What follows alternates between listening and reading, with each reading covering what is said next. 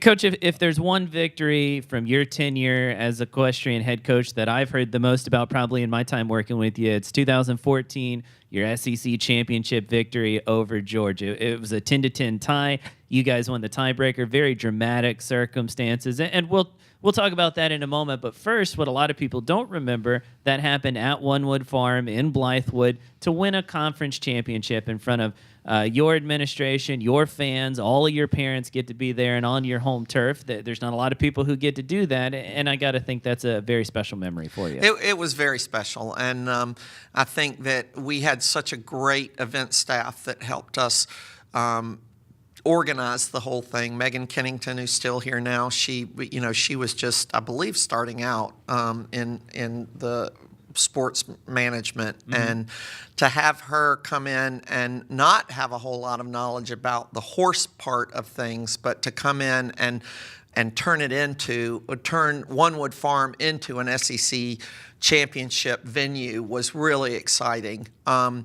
We have our facility is very small, and when we were comparing what we were doing to what Auburn was doing, they were a lot more spread out and were able to put stuff all over the place, and we weren't able to do that. But I do think we were able to have a very competitive atmosphere, a championship atmosphere there.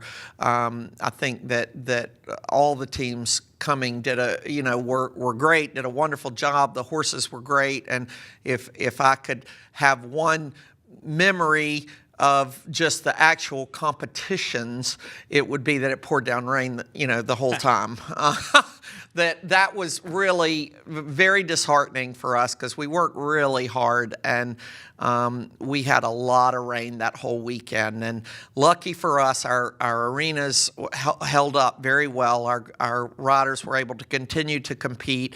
I know we had to move the championship round to the morning on Saturday, because we were petrified we were going to have some tremendous downpour, and we wanted to make sure that if anything got done, it was going to be the championship round. So for us to be able to go in and compete against Georgia, and I can't even remember if it rained while we were competing, but oh man, it tried to rain the whole weekend, and it did. It rained a lot. Sure. And so I do feel like we were very lucky that we were able to get that competition in, because I think it very easily could have gone the other way with the amount of rain that we received. Coach, let's talk about the end stages of that SEC championship victory against Georgia. Final unofficial scores are announced. Georgia believes that they had won, and then a scorekeeping error, which happens a lot in the sport from time to time, is discovered. But not only is it an error, but it also swings the entire outcome of the meet. And long story short, you guys, for about an hour and a half, think that you have lost the meet. Georgia thinks they're champions. And then about 90 minutes later, you get to go in and tell your team that you had actually won the SEC championship. Putting aside the mechanics of how the error was discovered, I got to think that's a crazy roller coaster. And I can't really think of another sport in which you might think you'd lost for an hour and a half. So walk me through that, just kind of what that whole process was like, and just the up and down roller coaster of emotions that you felt at the end of that championship victory. Yeah, it was very interesting. It did come down to one of the last rides, and we did, when it was over, and the unofficial score was posted, and Georgia was cheering and happy, and we were all very disappointed. And you can't, you're wanting to win, but you don't. And it is what it is. And so I think once it was over, that part was over, and we thought that we had lost, that the girls went about their merry way, and helped. We were putting horses up and getting stuff together to be able to do the championship presentation and things like that. And so the emotions were bad. Obviously, we were all upset and really had wanted to win, but felt like we had fought the hard fight. And then after a little while, we started hearing that the score might not be what it said it was. And I remember Coach Burning from Georgia and I were talking or something, and Corey Burkhardt came and picked us up and said, we need to meet with you, and brought us in, and it was tough. I mean, I think, I was elated. Obviously, I was elated, but it was really tough to have Georgia had gone through all that celebration and then to realize that, there was a scoring error. And so for us, we didn't want to be overly excited about it, and we didn't want to get the word out that we had won and have our girls be too elated in front of the Georgia team.